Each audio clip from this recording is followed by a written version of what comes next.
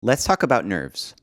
Just about everyone I know who performs deals with nerves at some point, and I even see it in my private students a lot in our lessons. And I understand that because I've gotten nervous for lessons too. I think pretty much anytime you're performing and you really care about the stakes of the performance, you might feel a little bit of nerves or at least like nervous energy. But there's a big difference between that kind of nerves and the kind of nerves you get when you aren't actually sure that you're prepared with the piece of music. So, in this video, I want to walk through some of the things that you can do to make sure you're really well prepared for a performance so that you're only feeling the good kind of nerves, the kind that comes along with caring about what you're playing, and not that second kind of nerves where you're not actually confident in your ability to perform. Now, I have three main ideas that I think will be helpful, but there's one overarching idea, which is simply to perform as much as you can, because performing is like anything. The more that you do it, the more comfortable you will be with performing. And if you're interested in seeking out something like private lessons or group classes as a chance for that lower stakes kind of performance, you can always go to my website, pianofluency.com, to pursue those things with me. All right, so our first big piece of guidance is to start early. Don't underestimate what it takes to perform, especially what it takes to perform a piece from memory. So this is something where I was surprised in college when I started taking classical lessons as a non-major. I was a jazz major in college, but I took private lessons with one of the classical faculty at USC. And we would have a performance jury every semester where I would play three pieces. And the expectation in that world of serious classical musicians is just that you will not make mistakes. You're way too prepared to make any mistakes. Everything is about the interpretation of the performance, and a little mistake here or there isn't a huge deal. But you're not going into something crossing your fingers about whether or not you're going to know all the notes in the piece. And so the standard was that if the jury was in December, by the beginning of October, I had memorized and completely learned all the notes in the pieces we were working on. And that was for a couple of reasons. One, it would give me time to secure the memory. That's the way my teacher talked about memorization, that you're looking for secure memory, which involves a lot more than having just gotten the notes under your fingers. You do a lot of things to kind of arm yourself with layers of armor for your memory. So part of it was about the secure memory. And the other part is that it gave us time to really work on the more important musical interpretation aspects of the pieces. But that's the standard. If you are really serious about being prepared for a performance, the more time you have, the better. And I learned this the hard way at a young age. When I was in 7th grade, I wanted to perform "You Got a Friend in Me," the Randy Newman piece, as a duet with a friend. And we wanted to perform it for this little talent show that was happening in the evening at school. But we were very cocky about it. We thought, let's just learn it the afternoon before the performance. And I thought, oh yeah, this is an easy piece. Like I was starting to get pretty comfortable with chords and a little bit of improvisation at that point. So I thought, it's just a bunch of chords. Like I can memorize this song the day of the performance. And it was going okay in rehearsal, but when we got on stage, I hadn't brought the sheet music with me because I had been able to play it from memory in rehearsal. And I got on stage and I could not remember a single note of the piece. I didn't even remember what key it was in. And it was probably the most embarrassing thing that's ever happened to me. We had to turn it into this kind of performance art thing where we acted like it was on purpose, that we actually weren't going to play the music. And it was this fight between Randy Newman and Lyle Lovett. But everyone kind of knew something went wrong with Ted. He didn't know what he was going to do. And it was really, really embarrassing. So I'm kind of glad that happened to me at such a young age, because it did teach me, first of all, no one's going to die. Nothing that terrible is at stake if you do have a total train wreck of a performance. But it also taught me that memorizing something the day of is not the best way to approach a performance. And it's not to say that it can't be done. There are studio musicians, professional musicians who are doing that all the time. You learn a piece of music and then you record it right away. It's definitely possible to learn a piece of music and then immediately play it from memory without errors. But if you have the opportunity to start preparing for a performance earlier, the sooner the better. Because one principle of memorizing something or preparing for a performance is that the really important changes happen while we're asleep.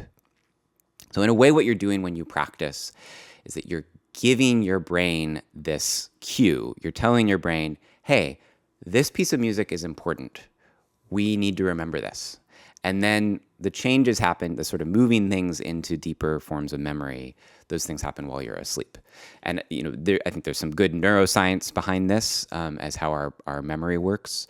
But I also just know it from personal experience. And you probably do too if you've been playing music for a while. A lot of times you practice something and then you wake up the next day and it sort of magically has gelled. So when you're preparing for a performance that you care about, the best thing you can do is try to log as many nights as possible where you've practiced the piece at least a little bit that day, because it will give your brain the opportunity to really get the message. This is something you need to remember. And so a good example of this first big idea, start early, don't underestimate the challenge of memorizing a piece of music. Part of why I'm thinking about this stuff and making this video right now is that I had a performance opportunity recently where I dealt with nerves more than I had in a long time. It was both new music that I had to learn really quickly, a new musician I was playing with, and a new environment. It was this last-minute opportunity to go to Italy and accompany this musician, Rufus Wainwright, whom I really admire. And I was kind of filling in for a friend of mine who's his regular accompanist. So it was a very exciting gig, but it all came together really last minute. And I was nervous because all three of those things were true, right? New music, new person, new environment. I wasn't sure how bad I would be dealing with jet lag. And so I really felt the pressure in this situation. So the first thing I did, it was I got the music on Friday and I knew I was going to have to get on the flight on Thursday. So the first thing I did was I set an appointment with my friend who I was subbing for Monday. So 2 days after I got the music, asking for his advice to hear me play through all the music.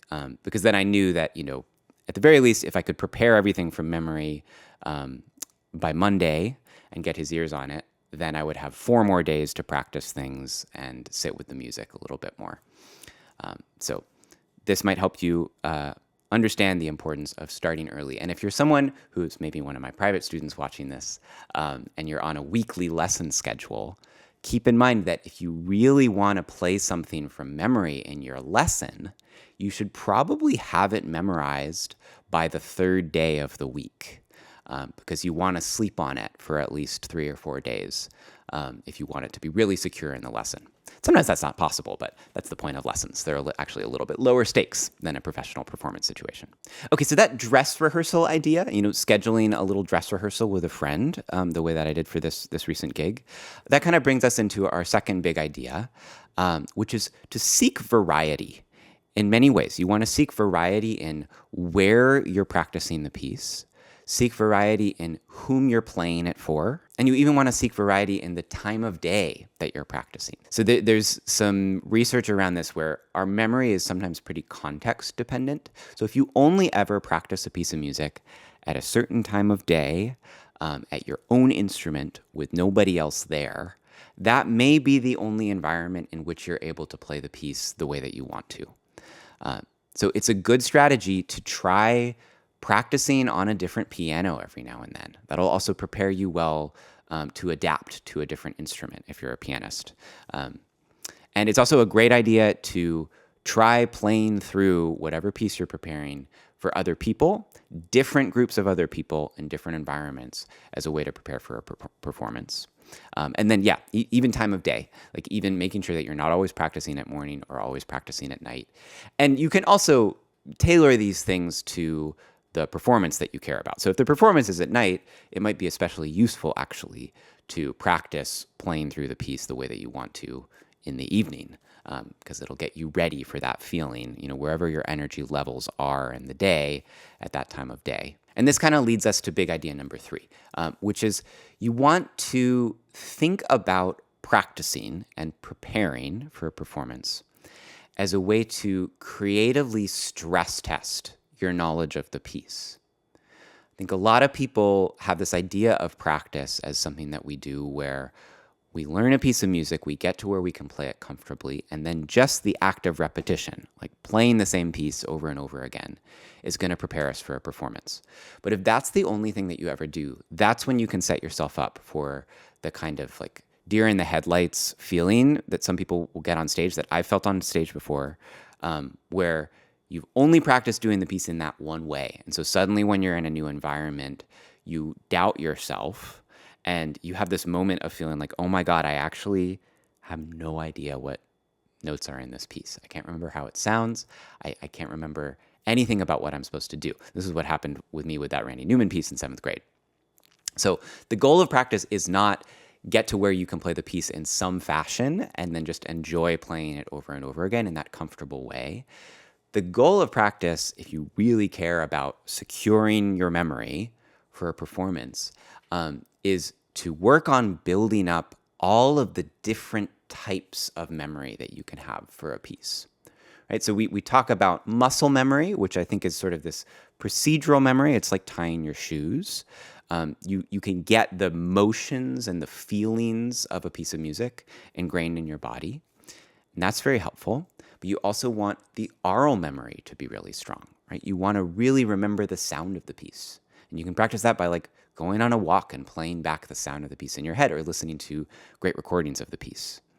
And then there's also analytical memory. Like you can practice thinking through the form of the piece. Something that I did with myself in preparation for this recent gig was I felt like one of the hardest things about one of the arrangements was just remembering the form, like remembering the order in which the sections happened in the piece.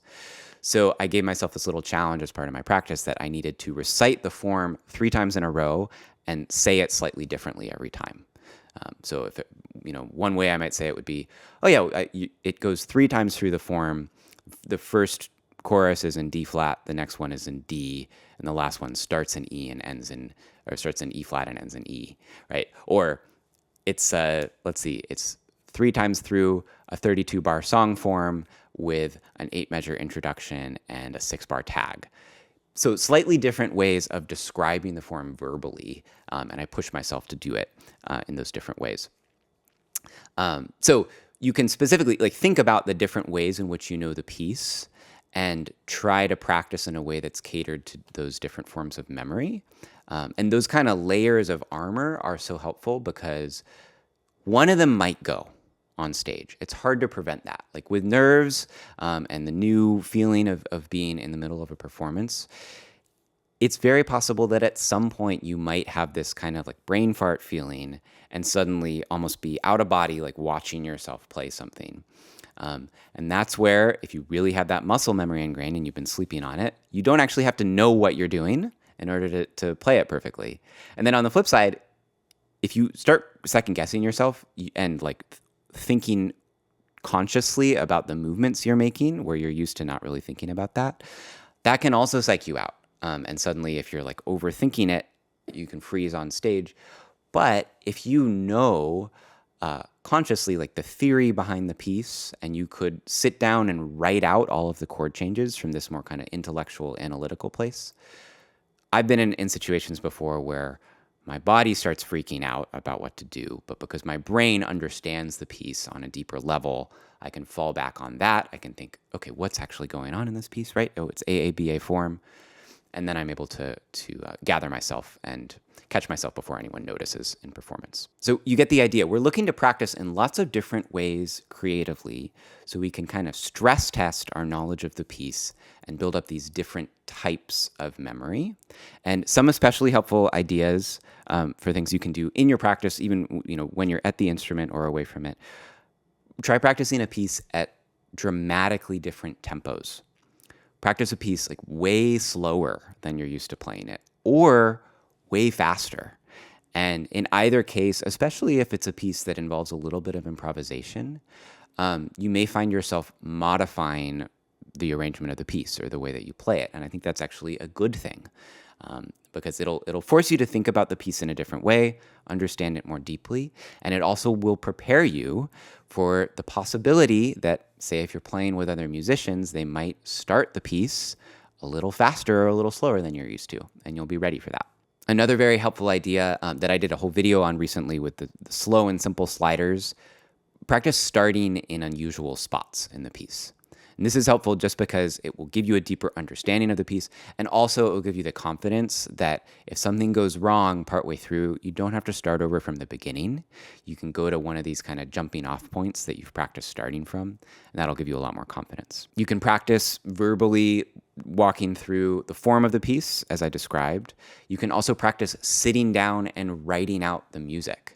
And you can do that in different formats too. Like if you're familiar with sheet music and you can write out full, sheet music of the piece on a grand staff from memory, that's a great exercise. But you could also practice just writing out kind of a shorthand reference, like a chord chart, for example, of the piece. And again, that's going to engage your brain in a different way. You're having to recall the information in the piece in a different way.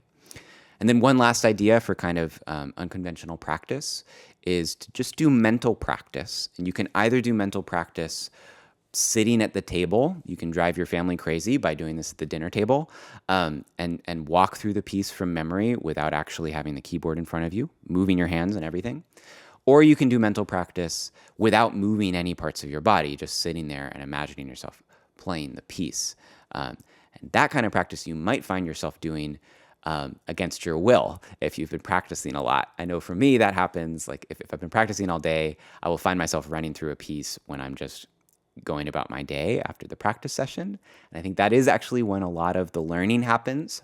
Again, it can also drive your loved ones crazy because you might seem like you're kind of checked out, and you're thinking about the piece of music that you practiced. But these are all good things for being really ready for a performance. I think it's a good sign if you go to bed with the song stuck in your head, and then you wake up in the morning and the song is still stuck in your head. I think that's a sign that your brain was practicing the piece of music while you were asleep. And that's a good indication that you'll be really well prepared for this performance that you care so much about. All right, so there's an overview of the things that I know about how to prepare well for a performance. This is a very deep topic. And there's a musician named Noah Kagayama. He goes by the Bulletproof Musician. He actually mostly is a teacher and coach. He teaches at Juilliard, and he has a blog called Bulletproof Musician. And I follow him and find his stuff very interesting. He sort of stays abreast of all of this scientific research that's happening in terms of memory, performance psychology, things like that. So I highly recommend the Bulletproof Musician if you want to dive deeper into this topic. And then again, my other biggest piece of advice is just to perform more. The more that you perform, the more of these little things you'll pick up on your own. And you'll also learn through failure that failure is not that big of a deal, and it's not something to be too afraid of. So I think with all of these things in your toolkit, you'll be well prepared to take whatever exciting performance opportunities come your way and go in with only the helpful kind of nerves, right? The kind of nerves that just show that you're excited and you care about what you're doing. All right, so with that, I'm Ted with Piano Fluency. Thanks for joining me.